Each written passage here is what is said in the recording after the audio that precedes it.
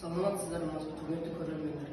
Мен Шымкент қаласы номер 79 жалпы орта білім беретін мектебінің 9 З сынып оқушысы Назарова Талапұлы болады.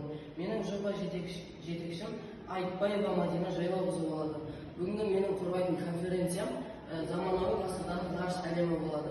Бұл заманауи ғарыш әлемі дегеніміз, міне ғарышқа алғашқы қадам басу белгілері.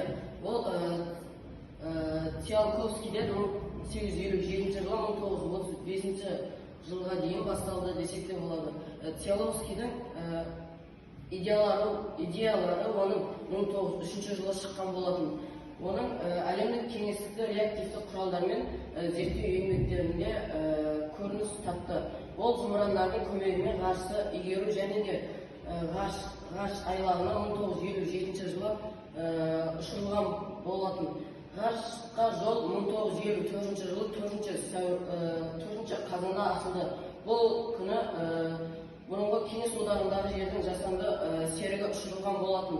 Ал 1961 жылдың 12 сәуірінде адам баласы тарихында бірінші рет Юрий Гагарин ғарышқа ең алғаш рет қадам басқан болатын.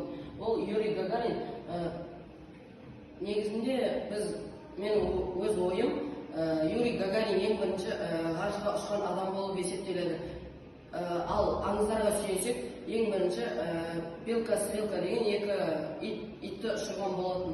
Ғарыш ұшу аппараттарының қоршаған ортаға басты зиянды және де әсері ауа ағынын күшейтуімен шектеліп қоймайды, және де түріне қарай салмағы 3,2 тоннадан 16,2 тоннаға дейін болатын. Зымырандардың жағар және жаңармай қалдықтары құрамында химиялық токсинді және де соңғы 30 жылдар көлемінде осы салаға қатысты мамандар химиялық жанармаймен жұмыс істейді. Ал ол химиялық жанармайлар ол атмосфераға немесе озон қабатына өте қатты зиянын тигізеді.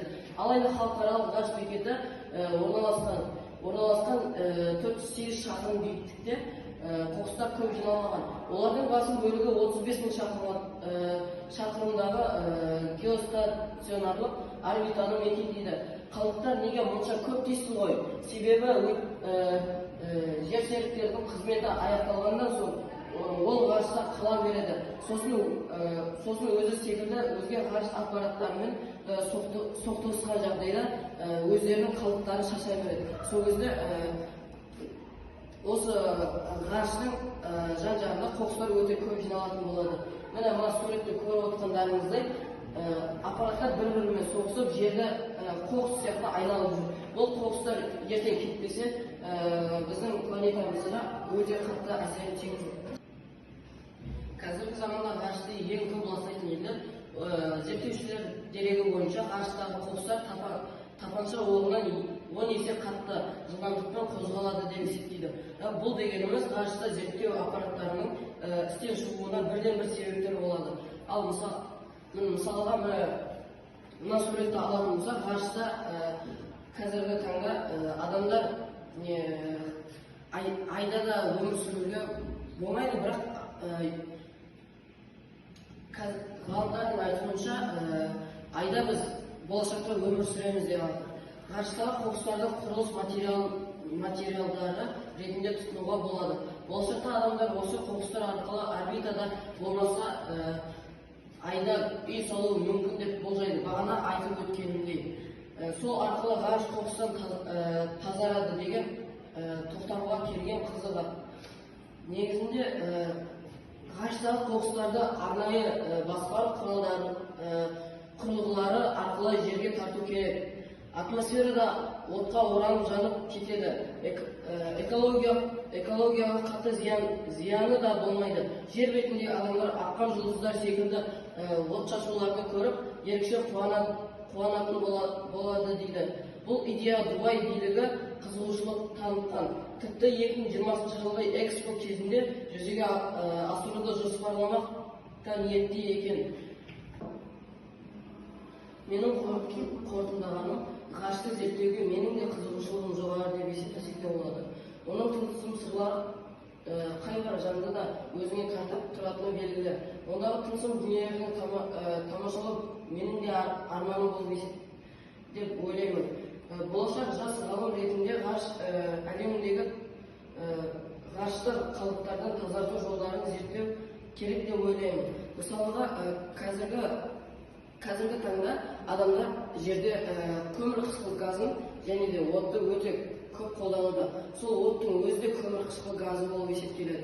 Ол мысалы ғылыми жобаны зерттей келе ұсынатын ұсынысым, елімізде ғарыш кеңістігінің қоқыс қалдықтарынан тазартатын 3D формасында алып құрал шығару, байқоңырда ғарыш айлағының жұмысын елімізге қайтару, тәжірибе жұмысында көрсетілген ұсыныстарды жүзеге асыру, мектеп оқушыларының арналған мемлекеттік тілде ғарыш туралы қызықты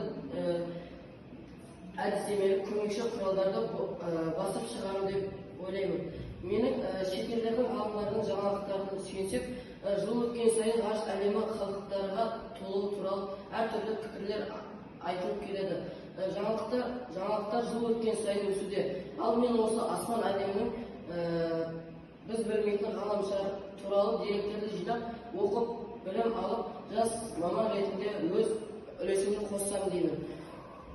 Тыңдағандарыңызға көп рахмет.